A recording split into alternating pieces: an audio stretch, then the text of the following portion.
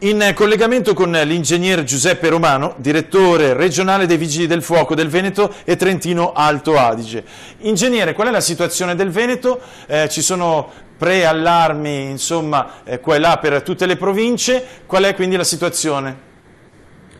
I punti critici in questo momento sono Vicenza e Belluno. Su Vicenza ci ha dato qualche preoccupazione il Bacchiglione e che però in queste ultime ore, direi queste ultime mezz'ore, ci dà dei segnali più confortanti, più favorevoli, quindi per il momento non sembra ci siano grosse difficoltà. Naturalmente il nostro rapporto con l'amministrazione comunale e con la prefettura è strettissimo. Noi siamo diciamo, a disposizione per ogni necessità, però proprio per essere pronti seguiamo l'evoluzione degli eventi. Per quanto riguarda Belluno, invece Belluno ha subito nella notte importanti nevicate che hanno creato qualche problema di alimentazione elettrica a numerose utenze che progressivamente si stanno cercando di risolvere. Noi stiamo dando ogni supporto possibile, compresa la fornitura di gruppi elettrogeni da collegare alle utenze maggiormente sensibili oppure di valore strategico sia per la vita dei cittadini che per la gestione dell'emergenza. Assieme a questo stiamo lavorando appunto sul territorio per eliminare gli ostacoli della viabilità e rimuovere la neve lì dove crea problemi alle attività ordinarie.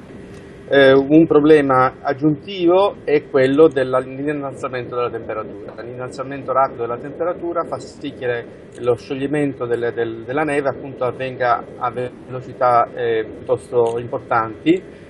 Questo significa un forte afflusso di acqua nei corsi che ricevono appunto il bacino imbrifero nei corsi fluviali. E quindi questo potrà comportare, non è detto che avvenga nelle ore da qui in avanti, qualche problema a valle.